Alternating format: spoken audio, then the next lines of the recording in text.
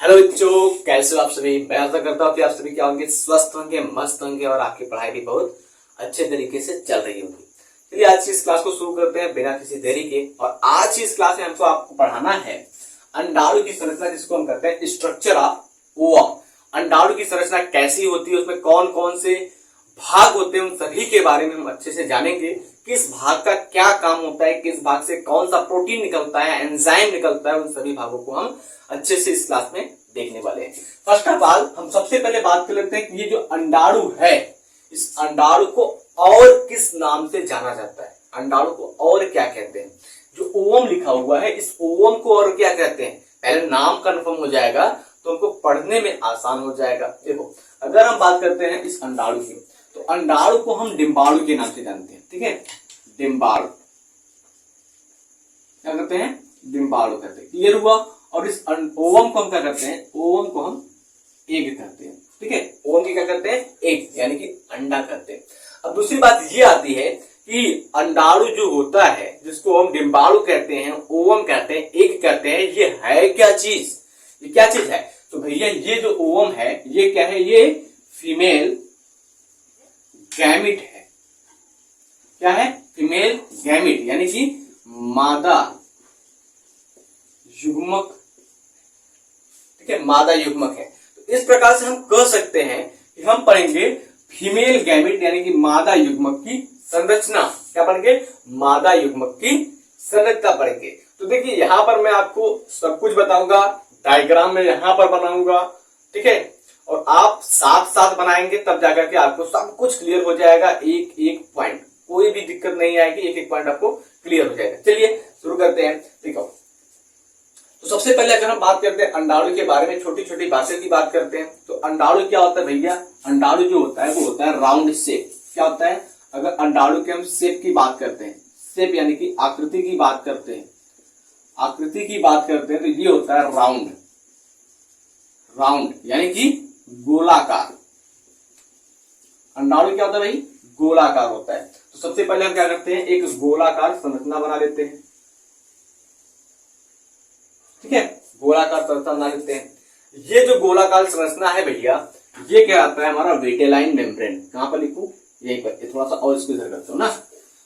सबसे पहले अगर हम बात करते हैं, जो अंडाणु होती है वो एक कोशिका होती है। इस कोशिका में क्या होता है, ढेर सारे भाग पाए जाते हैं। ठीक है, ये गोलाकार संरचना होती है।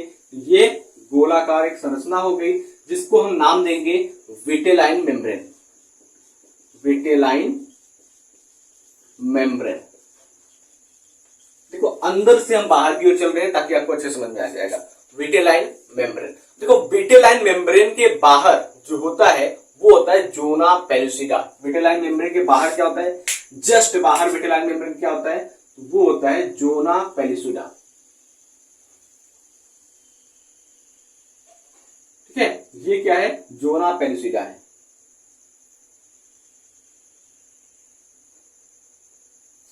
वैसे जोना पेलुसिडा जो होता है वो होता तो काफी मोटा है, तो उसको मोटा भी कर देते हैं हम। ये क्या है भाई, ये हमारा है जोना पेलुसिडा, जिसको हम कर रहे हैं मोटा।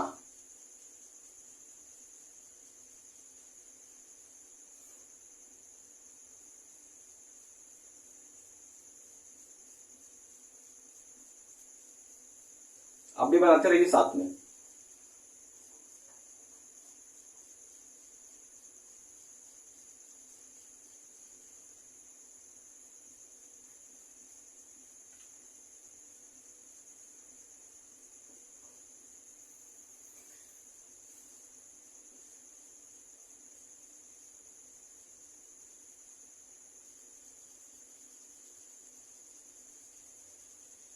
ये हो जाएगा आपका जोना पेलुसिडा।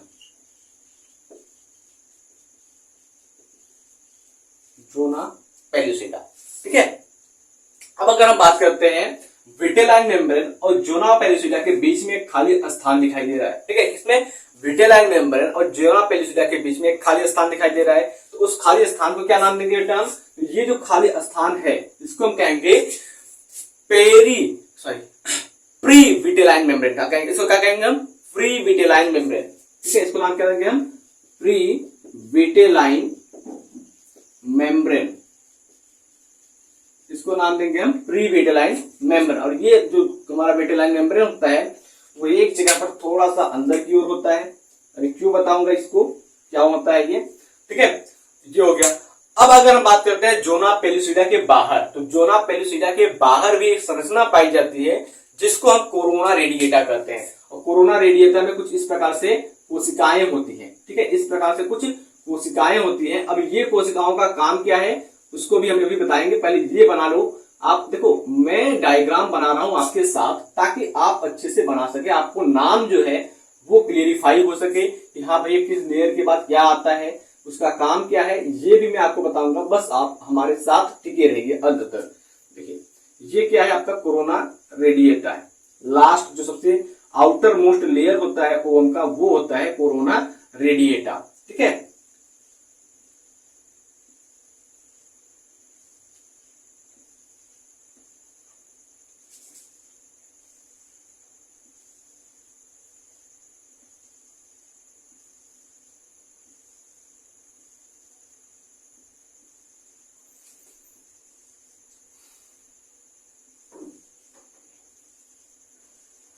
ये क्या है भैया, ओवम का सबसे आउटर मेम्ब्रेन है।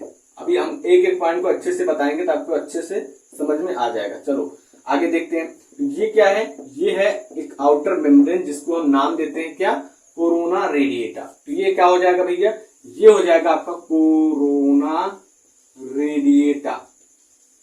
Corona radiata.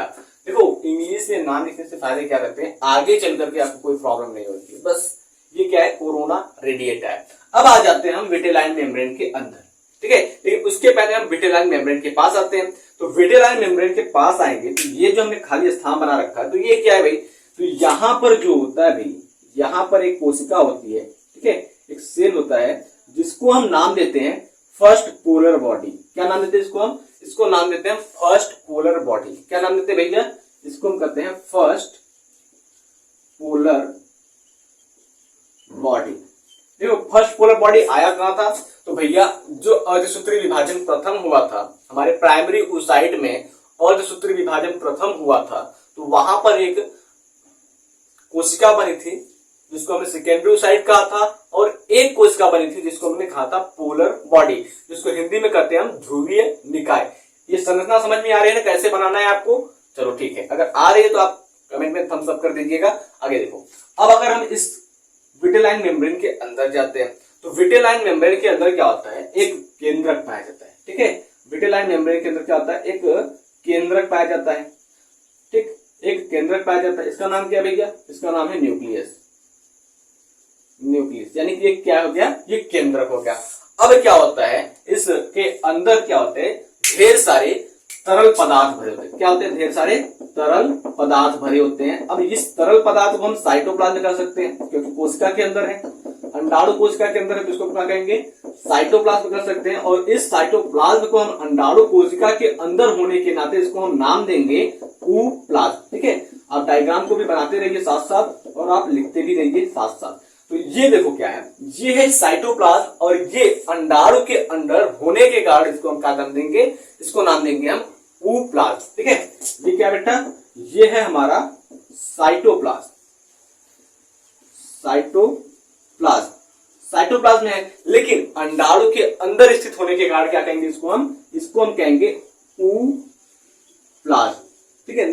सिंपल से नहीं बताता हूं, अगर कोशिका के अंदर है तो साइटोप्लाज्म, ठीक है, सेल के अंदर है तो साइटोप्लाज्म, अंडाणु के अंदर है तो ऊप्लाज्म, न्यूक्लियस के अंदर है तो न्यूक्लियोप्लाज्म, ठीक। इस प्रकार से अलग अलग उसका नाम बनता चला जाता है। बात समझ में आई, चलो आगे बात करते हैं। ये तो हमारा ऊप्लाज्म हो गया, लेकिन विटेलाइन मेम्ब्रेन जो होता है, विटेलाइन मेम्ब्रेन से चिपकी हुई कुछ भाग होती है, ठीक है। ऊप्लाज्म की विटेलाइन मेम्ब्रेन से कुछ चिपकी हुई भाग होती है। इसको भी क्या करते हैं, पहले इसको बना लेते हैं।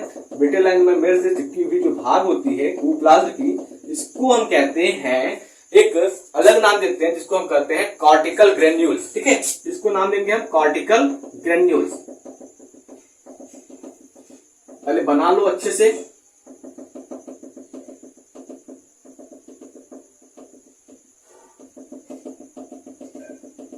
बहुत सारे लोग क्या करते हैं, पहले डायग्राम बना देते हैं। अब डायग्राम बनाकर नाम तो लिख दिए, लेकिन ये नहीं समझ में आता उसमें बच्चों को वो बताते भले हैं, लेकिन कुछ थोड़ा सा दिक्कत ये हो जाता है कि कौन से लेयर के बारे में बात कर रहे हैं, कहां पर है। इससे क्या रहेगा, अगर हम लेयर को साथ साथ बनाते रहे, परत को साथ साथ बनाते रहे, उसका नाम ही लिखते रहे, तो ये भी पता चल जाता है कि भाई सर किस लेयर के बारे में बात कर रहे हैं।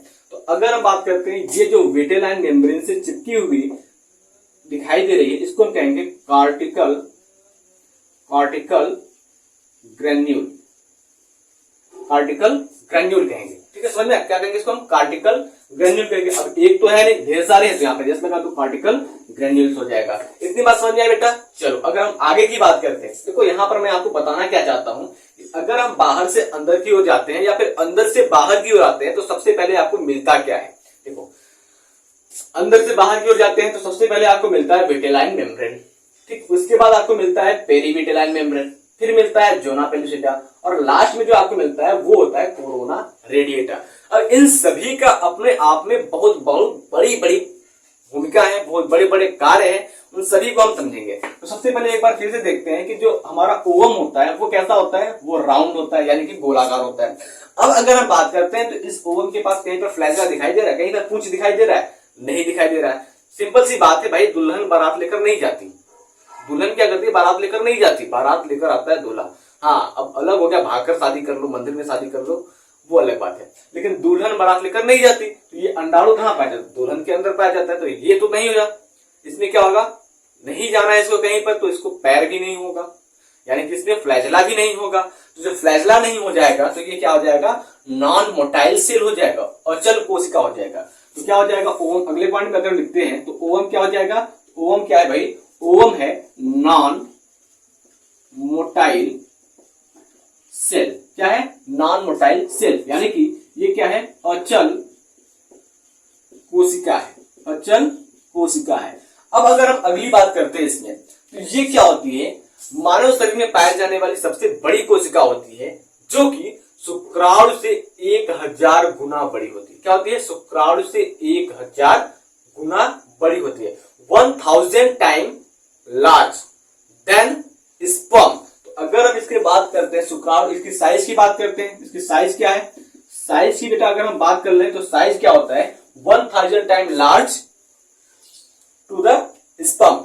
तो हम इसको भी लिख सकते हैं या फिर हम सीधे लिख सकते हैं 0.1 mm, 0.1 mm की होती है ये आपकी ओवम। आगे बात करते हैं तो ये क्या होता है, इसके पास क्या होता है, जो देखो अगर हम बात करते हैं, जो मार्केट में अंडा मिलता है, उस अंडे के ऊपर क्या होता है, एक कवरिंग होती है, ठीक है, कैल्शियम की कवरिंग होती है, कोटिंग होती है कैल्शियम की। लेकिन अगर हम बेटा बात करते हैं तो इसके ऊपर किसी भी पदार्थ की कोई भी कवरिंग नहीं होता, किसी भी प्रकार की कोई कवरिंग नहीं होता, किसी भी प्रकार की कोई भी आवरण इसमें नहीं उपस्थित होता। तो अगर हम कहेंगे तो इसको नाम देंगे नॉन क्लोइडिक, इसको हम क्या कहेंगे, इसको हम कहेंगे नॉन क्लोइडिक, यानी कि एक सेल जो होता है वो एब्सेंट होता है। क्या होता है, अंडाणु क्या होता है, नॉन क्लोइडिक होता है, नॉन क्लोइडिक। इसका मतलब क्या होता है, अंडाणु के बाहर, अंडाणु के बाहर, अंडाणु के बाहर कोशिका भित्ति, कोशिका भित्ति नहीं पाई जाती, नहीं पाई जाती है। ठीक है, क्वेश्चन बनता है भाई, चार तो ऑप्शन दे देगा, पूछ लेगा भैया नॉन क्लोइडिक कौन सा है, तो भैया आप बता देंगे कि जिसके ऊपर कोई भी किसी भी प्रकार की भित्ति ना पाई जाए, किसी भी प्रकार की कोई लेयर ना पाया जाए, उसको हम कहते हैं नॉन क्लोइडिक। यानी किसी को इंग्लिश में हम एक शब्द में कह लें तो ये होता है एक सेल, एक सेल एब्सेंट, एक सेल क्या होता है भाई, एब्सेंट होता है। इतनी बातें आपको समझ में आ गई। चलो अगर अच्छी है, समझ में आ गई, और ना समझ में आए तो एक बार फिर से देख लेना वीडियो को रिवाइंड करके, और मैं तो बता ही रहा हूं दोबारा से। अभी हमने क्या बताया कि जो अंडाणु होती है वो क्या होती है, गोलाकार होती है, ये नॉन मोटाइल होती है, अचल कोशिका होती है, साइज क्या होता है 0.1 mm होता है, नॉन क्लोइडिक होता है, यानी कि इसके बाहर क्या होता है, किसी भी प्रकार का कोई भित्ति नहीं पाया जाता, कोई आवरण नहीं पाया जाता। अगली बात करते हैं, जैसे कि हम अंडा जो खाते हैं मार्केट में, वहां पर यॉल्क होता है। क्या होता है, यॉल्क होता है, तरल पदार्थ होता है। वो तरल पदार्थ क्या करता है, जब उस अंडे में चूजा पलता है तो उसको पालने के लिए वो हेल्प करता है। चूजा कहाँ पलता है? अंडे के अंदर पलता है, तो उसको पालने के लिए वो हेल्प करता है। क्यों? क्यों जो यॉल्क होता है, तरल पदार्थ होता है, वो बच्चा पालने के लिए हेल्प करता है। देखो अंडा जो होता है वो मुर्गी से शरीर से बाहर आ जाता है, या बत्तख के अंदर जो करते हैं बत्तख के शरीर से बाहर आ जाता है, तो वहां पर तो इम्प्लांटेशन होता ही नहीं है, अंतरोपण होता ही नहीं है। तो उसके अंदर जो बच्चा पलता है उसको न्यूट्रिशन कहां से मिलेगा? तो वो न्यूट्रिशन जो मिलता है उस यॉल्क से ही मिलता है, ठीक है। लेकिन अगर हम ह्यूमन की बात करते हैं तो ह्यूमन के अंदर यॉल्क नहीं पाया जाता। क्यों नहीं पाया जाता? क्योंकि इसका इम्प्लांटेशन होता है और जो बच्चा पलता है उसको हम प्लेसेंटा के द्वारा न्यूट्रिशन प्रोवाइड होता है, ठीक है। तो अगर हम बात करते हैं अगली पॉइंट में, तो यहाँ यॉल्क जो होता है, ठीक है, यॉल्क क्या होता है? अब्सेंट होता है। यॉल्क क्या होता है? अब्सेंट होता है। यानी कि देखो जब यॉल्क अब्सेंट हो जाएगा, तरल पदार्थ जो होता है वो अब्सेंट हो जाएगा, तो इसको हम एक और नाम देंगे, इसको नाम देंगे हम एलिसीथल, ठीक है। इसको उस ओवम को नाम देंगे एलिसीथल, ठीक है। क्या नाम देंगे भैया? हम इसको एलिसीथल नाम देंगे। एलिसीथल के अलावा हम इसको माइक्रोलिथल भी नाम देंगे, ठीक है। इसको हम क्या कहेंगे? माइक्रोलिथल। अब माइक्रोलिथल क्यों कह रहे हैं इसको भी बता देते हैं अभी। देखो माइक्रोलिथल हम किस लिए करते हैं? क्योंकि कभी कभी क्या होता है कि इसमें थोड़ी सी बहुत न के बराबर में यॉल्क पाया जाता है, तो इसलिए हम करते हैं माइक्रोलिथल। या फिर इसे हम करते हैं very low amount of egg yolk present. Very low amount of yolk present, यानी कि बहुत ही कम मात्रा में जो यॉल्क होती है वो उपस्थित होती है, पाई जाती है, लेकिन हमेशा नहीं, कभी कभी बहुत माइनर, बहुत ही कम, नगण्य के बराबर यॉल्क पाई जाती है। बात ये आती है कि भैया यॉल्क सेल अगर अब्सेंट होगा तो नाम क्या देंगे? तो उसका नाम देंगे एलिसल, माइक्रोलिथल या वेरी लो अमाउंट ऑफ यॉल्क पाई जाती है। बात समझ में आया बेटा? चलो अगर हम आगे की बातों की बात करते हैं, तो अगर हम बात करते हैं यहां पर, अभी हमने क्या लिखा कि ये नॉन क्लोराइडिक होती है। नॉन क्लोराइडिक का मतलब क्या होता है कि एक सेल अब्सेंट होता है। अब जब एक सेल अब्सेंट होता है तो इसकी सुरक्षा कौन करता है? उसकी बात करते हैं, ठीक है। जैसे अगर गेट पर से सिक्योरिटी गार्ड को हटा दिया जाए तो सुरक्षा कौन करेगा? अंदर कौन आ रहा है, बाहर कौन जा रहा है, इसके बारे में बताएगा कौन? ठीक है। उसी प्रकार से ये अंडाणु के बाहर जो एक सेल होता है वो नहीं पाया जाता, लेकिन एक सेल नहीं पाया जाता है तो एक सेल का काम कौन करता है? तो अंडाणु के पास क्या होता है? मेम्ब्रेन पाई जाती है, झिल्लियां पाई जाती हैं, परत पाई जाती है, वो काम करती है इसको सुरक्षित करने का। कौन अंदर आ रहा है, कौन बाहर जा रहा है, उसको बताने का काम करती है। तो अगर हम उस मेम्ब्रेन के बारे में बात करते हैं तो यहाँ पर हमने मेम्ब्रेन बना रखा है। पहला जो मेम्ब्रेन है भाई वो है विटेलाइन मेम्ब्रेन, ठीक है, main membrane. First membrane, inner membrane जो होता है वो विटेलाइन मेम्ब्रेन होता है। दूसरा जो होता है भाई बाहर का, वो होता है जोना पेलुसिडा, ठीक है। जोना पेलुसिडा हिंदी और इंग्लिश दोनों भी है, जोना पेलुसिडा। और जो सबसे बाहर का होता है उसको हम कहते हैं कोरोना रेडिएटा, ठीक है। तो सबसे पहले हम बात करेंगे विटेलाइन मेम्ब्रेन क्या होती है, विटेलाइन झिल्ली क्या होती है, फिर जोना पेलुसिडा क्या होती है, फिर कोरोना रेडिएटा क्या होती है। इन तीनों के बारे में हम अभी बात करेंगे। सबसे पहले आप क्या करो, इसको नोट कर लो, ठीक है, फिर मैं इसको सफाया करता हूं।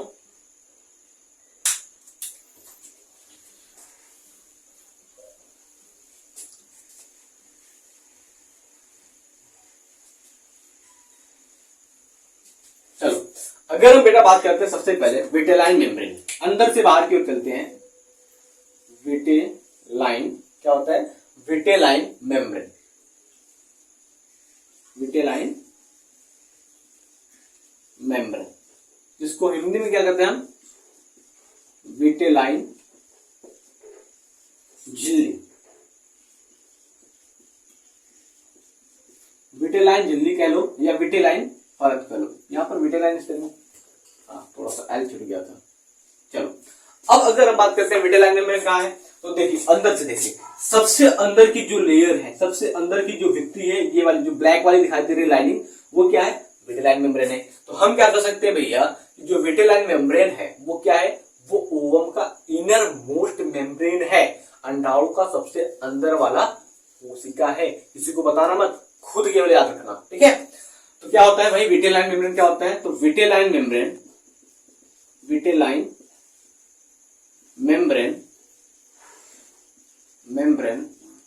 अंडाणु की सबसे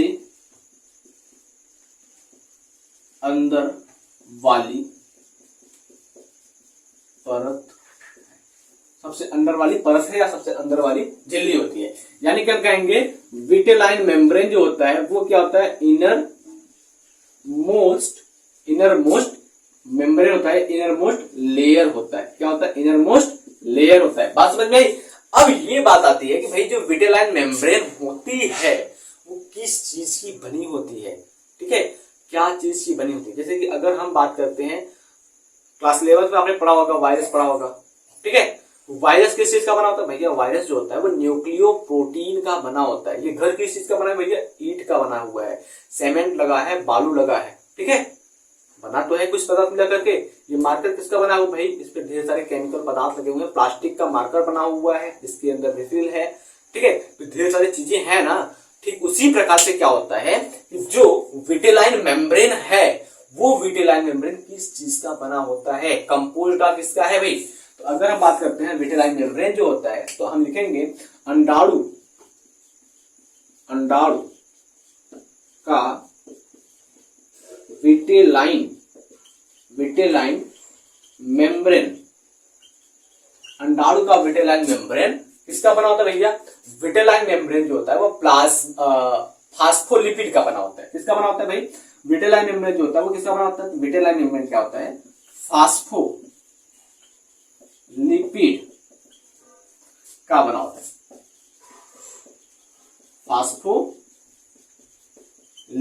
फास्फोलिपिड का बना होता है, ठीक है। फास्फोलिपिड का मतलब क्या हो जाएगा, फास्फोरस प्लस लिपिड, क्या हो जाएगा, फास्फोरस प्लस लिपिड का ये बना होता है। अब अगर हम विटेलाइन मेम्ब्रेन के दूसरे नाम की बात करते हैं, इसका एक और नाम है उसको भी जान लीजिए। तो विटेलाइन मेम्ब्रेन को हम, ठीक है, विटेलाइन मेम्ब्रेन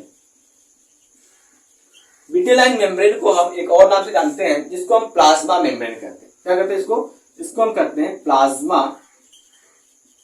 मेम्ब्रेन कहते हैं। देखो प्लाज्मा मेम्ब्रेन आपने पढ़ा है, कल की क्लास में मैंने बताया था जो स्पर्म होता है, स्पर्म की होल बॉडी जो होती है, पूरी जो संरचना होती है स्पर्म की, वो प्लाज्मा मेम्ब्रेन से कवर होती है, ठीक है।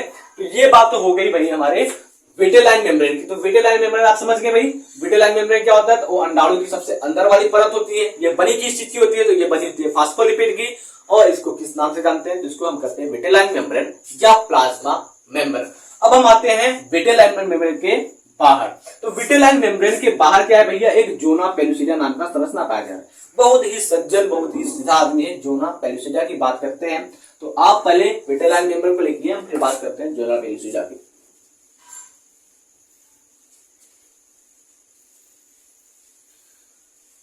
देखो क्या हो जाएगा हमारा, दूसरा हो जाएगा हमारा जोना पेलुसिडा।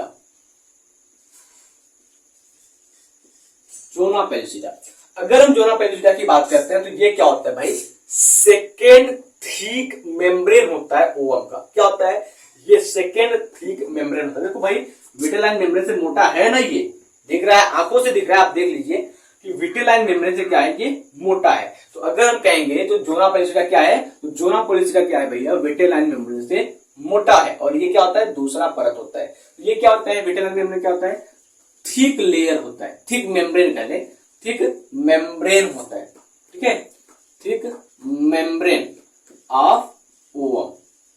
यानी कि ये क्या होता है, अंडाणु का मोटा परत होता है, अंडाणु का मोटा परत होता है। बात समझ में आई भाई, क्या होता है, ये अंडाणु का मोटा परत होता है। अब ये बात आती है कि ये बनी किस चीज की होती है, ये कंपोज्ड किस चीज की होती है। तो अगर हम बात करके भैया विटेलाइन जोना पेलुसिडा की, जोना पेलुसिडा बनी किस चीज की होती है, तो जोना पेलुसिडा बनी होती है भैया ग्लाइकोप्रोटीन की। किस चीज की बनी होती है, ग्लाइकोप्रोटीन की बनी होती है। याद रखिएगा ये सब क्वेश्चन है, जोना पेलुसिडा किस चीज की बनी होती है, विटेलाइन मेम्ब्रेन किस चीज की बनी होती है, या ओवम का सबसे इनर मोस्ट लेयर कौन सा है, ये सभी क्वेश्चन है, क्वेश्चन पूछे जाते हैं, तो आपको याद रहेगा तब तो बताएंगे। अभी हमने बताया कि जो जोना पेलुसिडा होती है वो ग्लाइकोप्रोटीन की बनी होती है, विटेलाइन मेम्ब्रेन जो होती है वो फास्फोलिपिड की बनी होती है, उसके सबसे बाहर जो आता है भाई वो होता है आपका कोरोना रेडिएटा। ये जो देखो फैला हुआ है ये क्या है, कोरोना रेडिएटा है, ठीक है। अगर हम बात करते हैं तीसरे नंबर पर, तो तीसरा नंबर क्या हो जाएगा, कोरोना रेडिएटा। देखो कोरोना रेडिएटा क्या है, ये एक प्रकार का मेम्ब्रेन है ओवम का, लेकिन ये बना किस चीज का होता है, तो ये फॉलिक्यूलर सेल का बना होता है, फॉलिक्यूलर कोशिकाओं का बना होता है। तो अगर हम बात करते हैं कोरोना रेडिएटा किस चीज का बना होता है भाई, कोरोना रेडिएटा जो होता है वो क्या होता है, फॉलिक्यूलर सेल का बना होता है। अब भाई देखो ये सेल जो होता है वो मेम्ब्रेन में कैसे कन्वर्ट हुआ, अभी तो हमने कहा कि जो कोरोना रेडिएटा है वो फॉलिक्यूलर सेल का बना हुआ है, लेकिन ये फॉलिक्यूलर सेल आपस में किस की वजह से जुड़े, क्या यहाँ पर हमने फेविकोल लगाया है या फेविक्विक लगाया, 5 रुपए वाला, दिल टूटा फेविक्विक से जोड़ दो, घंटी टूटा फेविक्विक से जोड़ दो, ऐसा तो हमने कुछ नहीं किया ना। यहाँ पर हमने क्या किया है, एक एसिड का उपयोग किया है, एक एसिड आया है जो फॉलिक्यूलर मेम्ब्रेन को, फॉलिक्यूलर सेल को आपस में जोड़ने के बाद कोरोना रेडिएटा को बनाया। यानी कि क्या करते हैं, फॉलिक्यूलर जो मेम्ब्रेन, फॉलिक्यूलर सेल जो होती है वो एक दूसरे के साथ क्या होता है, हाइड्रोनिक एसिड के द्वारा अटैच्ड होती है, ठीक है। ये क्या होती है, फॉलिक्यूलर सेल क्या होती है, एक दूसरे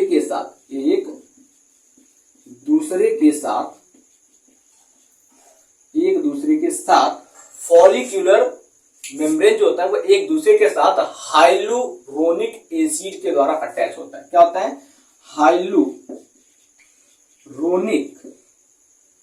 एसिड से जुड़ा होता है, जुड़ा रहता है, समझ में आया बेटा, जुड़ा रहता है, जिसकी वजह से ये कोरोना रेडिएटा को बनाता है। अगली बात हम बात करते हैं कोरोना रेडिएटा क्या है, तो भैया कोरोना रेडिएटा क्या है, आउटर मोस्ट लेयर है, आउटर मोस्ट लेयर है, यानी कि क्या है, ये सबसे बाहरी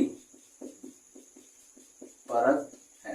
देख लो भाई ये कोरोना रेडिएटा, इसके बाहर कोई परत पाई जा रही है, अगर पाई जा रही है तो आप बताइए, हमें तो नहीं दिखाई दे रही है, तो आपको भी नहीं दिखाई देगी, क्योंकि जब होगा तब तो दिखाई देगा, जो चीज होगा ही नहीं तो दिखाई क्या देगा। तो कोरोना रेडिएटा क्या होता है, सबसे बाहर की परत होती है। अब हम बात करते हैं कोरोना रेडिएटा के अंदर जोना पेलुसिडा है, जोना पेलुसिडा के अंदर क्या है भाई, विटेलाइन मेम्ब्रेन है। अब विटेलाइन मेम्ब्रेन के अंदर है क्या, उसकी बात कर लेते हैं। तो विटेलाइन मेम्ब्रेन के अंदर क्या है भैया, ये जो दाने दाने दिखाई दे रहे हैं ये क्या है, ये है साइटोप्लाज्म। तो हम बात करते हैं साइटोप्लाज्म की, तो साइटोप्लाज्म क्या है, देखो एक एक पॉइंट को आप नोट कीजिए ताकि आपको बाद में कोई दिक्कत ना हो।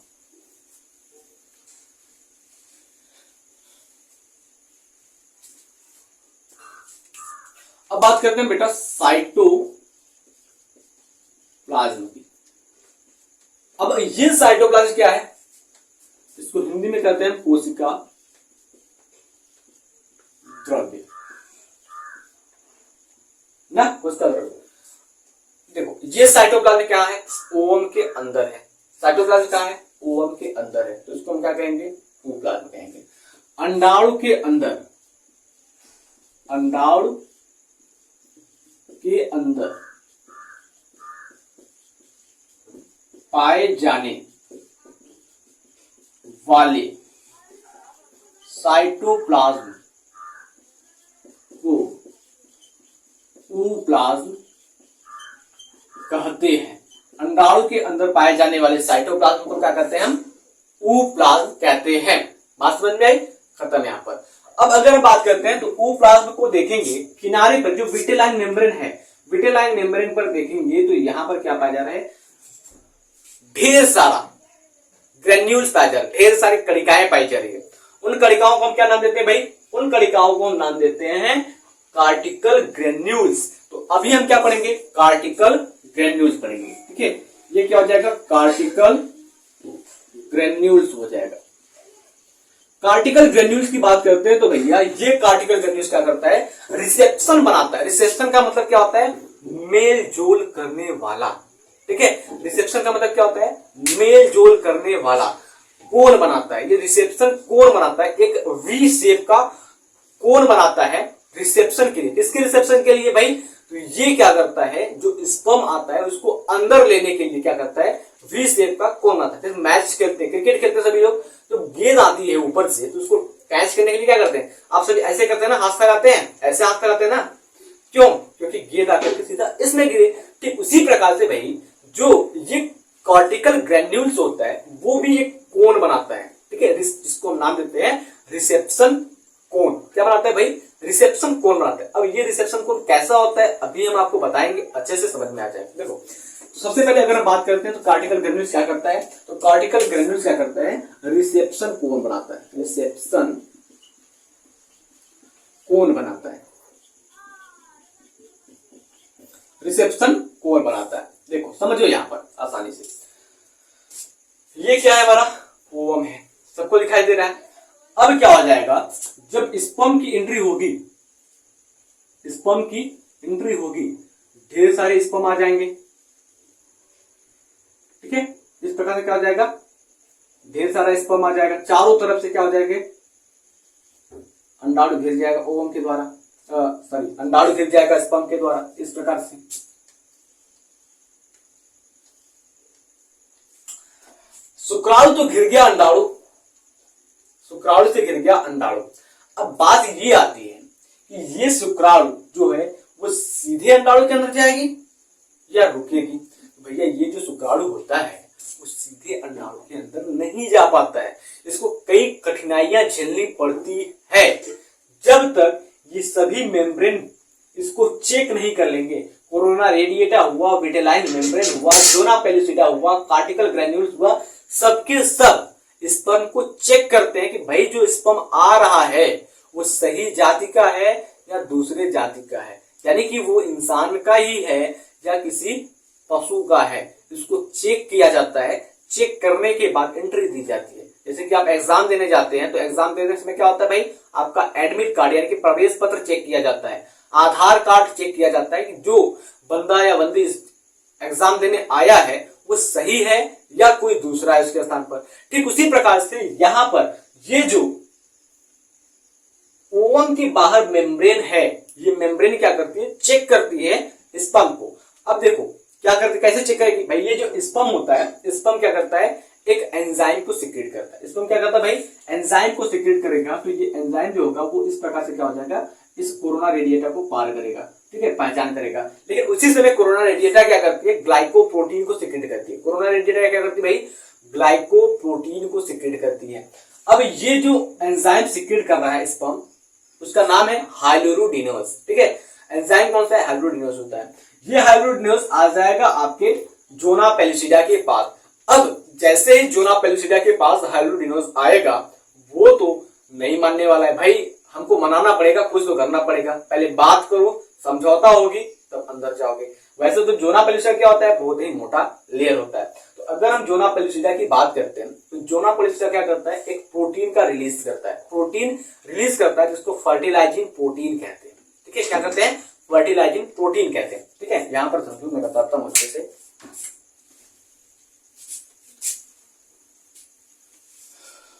क्या हुआ, ओवम के पास क्या हुआ, स्पर्म का एंट्री हुआ, ठीक है, ओवम के पास क्या हो गया, स्पर्म का एंट्री हो गया। ये क्या हो गया भाई, स्पर्म हो गया, ये क्या हो गया, ओवम हो गया, ठीक है, समझिएगा। मेन डायग्राम हमारा वहां पर है, ये तो मैं आपको रफली समझाने के लिए बना रहा हूं। क्या हुआ, स्पर्म का एंट्री हुआ ओवम के पास, स्पर्म अंदर नहीं जा पा रहा था तो अपनी पहचान बनाने के लिए क्या किया, एंजाइम सिक्रेट किया, एंजाइम सिक्रेट किया, यानी कि एंजाइम रिलीज किया। उस एंजाइम का नाम क्या है, तो उस एंजाइम का नाम है हाइरुलिडिनोज, हाइरुलिडिनोज, हाइरुलिडिनोज नाम का एंजाइम सिक्रेट किया। तो वो क्या किया, जैसे तैसे कोरोना रेडिएटा को पार कर गया। कोरोना रेडिएटा, ये क्या है, कोरोना रेडिएटा है, कोरोना रेडिएटा, कोरोना रेडिएटा को पार कर गया। अब ये पहुंच गया जोना पेलुसिडा के पास, जोना पेलुसिडा, जोना पेलुसिडा के पास पहुंच गया। अब ये जोना पेलुसिडा कहता है भाई भाई रुको रुको रुको, कहां भागे चले आ रहे हो यार, मौसी का घर समझा है, भागे चले आ रहे हो? नहीं, रुकना पड़ेगा आपको, वहां पर आपकी जांच होगी। ठीक है, बाहर रुको, चलो बाहर बाहर चलो, बाहर चलो, आपकी जांच होगी तब आना अंदर। तो क्या करता है ये जोना पेलिसिडा, क्या करता है, रिलीज करता है, किसी चीज का रिलीज करता है। ये क्या करता है, रिलीज करता है प्रोटीन का। क्या करता है, ये प्रोटीन रिलीज करता है। क्या, प्रोटीन रिलीज करता है। वो प्रोटीन किस प्रकार का होता है भैया, ये ग्लाइकोप्रोटीन होता है। क्या होता है, ग्लाइकोप्रोटीन होता है, जिससे हम क्या करते हैं, इस ग्लाइकोप्रोटीन को हम क्या करते हैं, ग्लाइकोप्रोटीन क्या कहलाता है भैया, इस ग्लाइकोप्रोटीन को हम कहते हैं फर्टिलाइजिंग प्रोटीन। नाम याद रखिएगा। और जोना पेलिसिडा से क्या सीक्रेट होता है, तो फर्टिलाइजिंग प्रोटीन होता है, फर्टिलाइजिंग प्रोटीन, फर्टिलाइजिंग प्रोटीन का सिक्रेशन होता है, फर्टिलाइजिंग प्रोटीन का सिक्रेशन होता है। रिलीज क्या करता है, स्राव करता है प्रोटीन का, जिसको हम कहते हैं ग्लाइकोप्रोटीन, जिसका पूरा नाम होता है, असली नाम होता है फर्टिलाइजिंग प्रोटीन। अब ये जो फर्टिलाइजिंग प्रोटीन होता है वो क्या करता है, एक लॉक बनाता है, एक बैरियर बनाता है। जैसे क्या होता है, रोड पर जब पुलिस को गाड़ी चेक करते हैं तो एक बैरियर लगाते हैं ना, ठीक है, उसी प्रकार से ये कोरोना रेडिटा के अंदर की जो परत होती है जोना पेलिसिडा, ठीक है, वो फर्टिलाइजिंग प्रोटीन का सिक्रेशन करती है। और ये फर्टिलाइजिंग प्रोटीन क्या करता है, एक लॉक बनाता है। क्या करता है, ये लॉक का लॉक बनाता है, यानी कि ये क्या करता है, बिहेव करता है एक लॉक के जैसा। ये क्या करता है, एक लॉक बनाता है, एक लॉक बनाता है। अब ये लॉक खुलेगा कैसे, ये लॉक खुलेगा कैसे, ये भैया कोई ताला होता है तो चाबी से ही खुलता है ना, ताला तो चाबी से खुलेगा। तो भैया इस ताले का चाबी कहाँ है, तो इस ताले का चाबी जो है, यहाँ से जो शुक्राणु महाशय है, ये दूल्हे राजा हैं, इनके पास है इस ताले का चाबी। अब दूल्हे राजा क्या करेंगे, अपना परिचय बताएंगे, चाबी दिखाएंगे और ये दुल्हन का ताला खुलेगा। ठीक है, समझिएगा। अब ये लॉक हो गया, लॉक हो गया तो क्या होगा, यहां पर किसी भी प्रकार का कोई स्पर्म एंट्री नहीं होगा, यानी कि स्पर्म का क्या होगा, यहां पर जांच होगा। लॉक होने के बाद क्या हो जाएगा, स्पर्म एंट्री, स्पर्म एंट्री बंद हो जाएगी, शुक्राणु का प्रवेश क्या हो जाएगा, बंद हो जाएगा। भाई किसी को नहीं आना है अंदर, बाहर चलो सबके सब, क्योंकि ताला लगा हुआ है। जब शुक्राणु की एंट्री बंद हो जाएगी तो इसको वापस से चालू करने के लिए क्या करना पड़ेगा भाई, चालू करने के लिए क्या करना पड़ेगा, तो ये जो हमारे स्पर्म महोदय होते हैं, शुक्राणु महोदय हैं, वो क्या करेंगे, एक एंटी प्रोटीन का सिक्रेशन करेंगे। क्या करेंगे, एक एंटी प्रोटीन का सिक्रेशन करेंगे। ठीक है, एंटी प्रोटीन का जब वो सिक्रेशन करेंगे तो ये जोना पेलिसिडा जो है वो स्पर्म के एंटी प्रोटीन का परीक्षण करेगा, जांच करेगा स्पेसिफिसिटी का, कि भैया जो आप चीज हमें बता रहे हो क्या ऊपर से वही चीज हमको बताया गया था। एक पासवर्ड होता है, जो पासवर्ड आप हमको बता रहे हैं क्या वो पासवर्ड सही है, अगर पासवर्ड सही है तो भाई आप आ जाओ अंदर। तो उसी का जांच होता है। तो ये क्या करते हैं, ये जो हमारे शुक्राणु महोदय हैं, ठीक है, ठीक से बना दो, ये स्पर्म महोदय जो है ये क्या करते हैं, एक प्रोटीन रिलीज करते हैं। स्पर्म क्या करता है भैया, एक प्रोटीन रिलीज करता है, ये भी प्रोटीन रिलीज करेगा। ठीक है, ये क्या करेगा, रिलीज करेगा प्रोटीन, रिलीज करेगा प्रोटीन। उस प्रोटीन का नाम क्या हो जाएगा भैया, ये प्रोटीन हो जाएगा एंटी फर्टिलाइजिंग प्रोटीन। क्या हो जाएगा, anti fertilising protein, anti fertilising protein हो जाएगा, एंटी फर्टिलाइजिंग प्रोटीन हो जाएगा। अब ये एंटी फर्टिलाइजिंग प्रोटीन और यहां से जो ये फर्टिलाइजिंग प्रोटीन है, एंटी फर्टिलाइजिंग प्रोटीन और ये जो फर्टिलाइजिंग प्रोटीन है, ये दोनों मिलकर के आपस में अपने आप का परीक्षण करवाएंगे। यानी कि क्या हो जाएगा, जैसे ही एंटी फर्टिलाइजिंग प्रोटीन सीक्रेट हुआ स्पर्म से, तो इसकी स्पेसिफिसिटी जो होती है, मुंह से नहीं निकल रहा वर्ड है थोड़ा सा, स्पेसिफिसिटी जो होती है, जो इसकी गुणवत्ता होती है, वो क्या होती है, जांच हो चुकी होती है। जैसे ही गुणवत्ता की जांच हो जाएगी तो ये जो एंटी फर्टिलाइजिंग प्रोटीन होता है ये क्या करता है, एक की यानी कि चाबी के जैसा व्यवहार करता है। एंटी फर्टिलाइजिंग प्रोटीन क्या करता है, चाबी के जैसा व्यवहार करता है। जब ये जोना पेलिसिडा नाम के ताले का चाबी लेकर आएगा। तो भैया चाबी ताला को तो खोल ही देगा, चाहे कितना मजबूत ताला हो, अगर चाबी सही है तो ताला खुल जाएगा। तो ये क्या हो गया, ताला चाबी हो गया। अब ये क्या हो जाएगा, जो बैरियर होता है जोना पेलिसिडा को स्पर्म पार कर जाता है। जैसे ही बैरियर को ये पार करेगा तो स्पर्म क्या कर जाएगा भैया, एंट्री कर जाएगा। स्पर्म की क्या होगी, धमाकेदार एंट्री हो जाएगी, बाजे गाजे के साथ डीजे बजेगा, स्पर्म नाचते गाते पहुंच जाएगा ओवम के अंदर। अब ये जब स्पर्म होता है ओवम के अंदर पहुंचता है, चलो मान लिया हमने ओवम के अंदर ये पहुंच गया। अब भैया जोना पेलिसिडा को पार किया, ओवम के अंदर पहुंच गया। जब भैया मेन मालिक ही एंट्री दे दिए तो फिर नौकर क्या करेगा, ठीक है, घर का कोई सदस्य क्या करेगा। तो अब आता है जोना पेलिसिडा के बाद विटेलाइन मेम्ब्रेन। क्या होता है, विटेलाइन मेम्ब्रेन के पास पहुंचेगा, विटेलाइन मेम्ब्रेन के पास पहुंच जाएगा, विटेलाइन झिल्ली के पास पहुंच जाएगा। हिंदी नाम लिखना जरूरी है, लिख देता हूं, चलो भाई गुस्सा मत करो। ये हो जाएगा विटेलाइन झिल्ली, ये हो जाएगा विटेलाइन झिल्ली। अब ये स्पर्म कहां पहुंच गया, विटेलाइन झिल्ली के पास। और विटेलाइन झिल्ली में सटा हुआ, देखो ये चिपका हुआ क्या है भैया, ये चिपका हुआ है इसके साथ ढेर सारे कॉर्टिकल ग्रेन्यूल्स। ये क्या है, कॉर्टिकल ग्रेन्यूल्स है। अब ये कॉर्टिकल ग्रेन्यूल्स जो होता है, अभी हमने बताया कि ये रिसेप्शन कोन होता है। रिसेप्शन का भैया मतलब कोई आ रहा है उसका स्वागत करने वाला, ठीक है, कोई आ रहा है उसका स्वागत करने वाला होता है। कोई ना, लाइट कट गई थी थोड़ा सा, चलो आगे बात करते हैं। अब ये क्या होता है, स्पर्म जो होता है वो पहुंच जाता है विटेलाइन मेम्ब्रेन के पास। तो विटेलाइन मेम्ब्रेन है कहां भैया, तो विटेलाइन मेम्ब्रेन होता है जोना पेलिसिडा के बाद आता है पेरी विटेलाइन, तो खाली जगह होता है, और इसके बाद आता है विटेलाइन। तो विटेलाइन की दीवार से जुड़ी होती है कॉर्टिकल ग्रेन्यूल्स, जो ढेर सारे दाने दाने दाने दाने दिखाई दे रही है ना, वो क्या है, कॉर्टिकल ग्रेन्यूल्स है। अब वो कॉर्टिकल ग्रेन्यूल्स देखो, ये विटेलाइन मेम्ब्रेन होगी, इसके बाहर, इसके अंदर की बाहर में, अंदर की ओर क्या हो गए, ढेर सारी कॉर्टिकल ग्रेन्यूल्स होती है। इस प्रकार से ढेर सारी कॉर्टिकल ग्रेन्यूल्स होती है। अब ये कॉर्टिकल ग्रेन्यूल्स क्या करती है भैया, ये बनाती है रिसेप्शन कोन। यानी कैसे बनाएगी रिसेप्शन कोन की कॉर्टिकल ग्रेन्यूल्स, ये कॉर्टिकल ग्रेन्यूल्स क्या हो जाएगी, एक वी शेप के आकृति बनाना शुरू कर देगी, वी शेप, ठीक है। इस प्रकार से वी शेप के जैसा क्या कर देगी, ये एक लेयर बनाना शुरू कर देगी, ठीक है।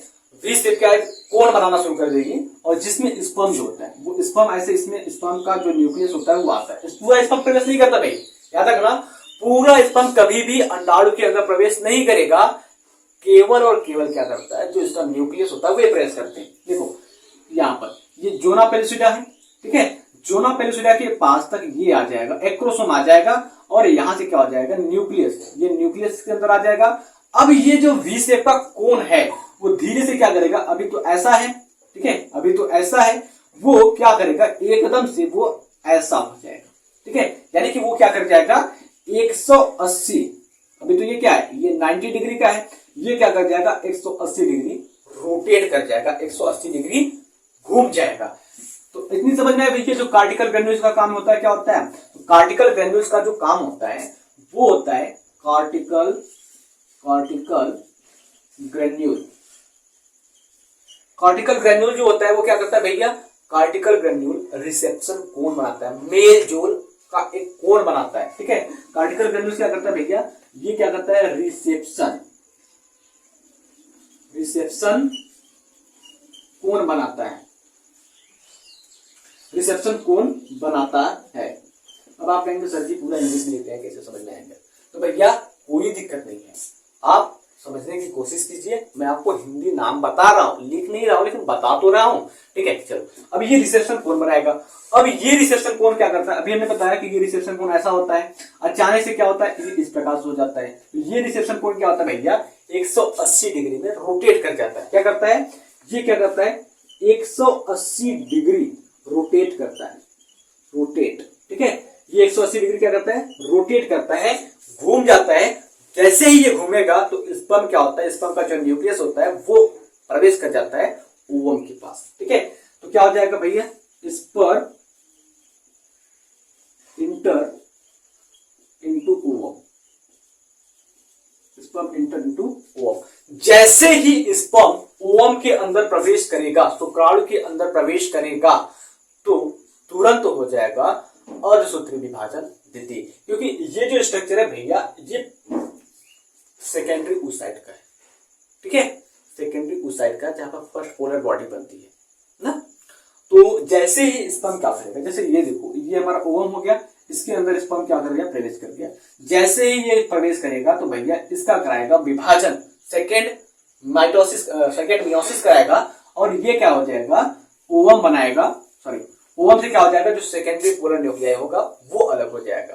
तो इतनी बात समझ में आ गई? चलो समझ में आ गई तो अच्छी बात है, नहीं समझ में आई है तो आप वीडियो को पीछे ले जाइए, ठीक है, रिवाइंड करके फिर से देखिए, स्लो करके देखिए, ताकि आपको अच्छे से समझ में आ जाएगा इट्स माय ड्यूटी। एक और बात हमने बताया था कि 3 दिन की क्लासेस जो होती है वो सोमवार से लेकर के बुधवार तक कक्षा 11 की चलती है, गुरुवार से शनिवार तक कक्षा 12 की चलती है, लेकिन बीच में एक संडे बचता है। तो महीने में 4 संडे होते हैं, 2 संडे को क्लास चलेगी कक्षा 12 की और 2 संडे की क्लास चलेगी कक्षा 11 की, ठीक है। इस ड्यूटी मैंने आपको बता दिया। मिलते हैं आपसे अगले क्लास में, तब तक के लिए जय हिंद, जय भारत। कल जो क्लास चलेगी वो चलेगी कक्षा 12 की।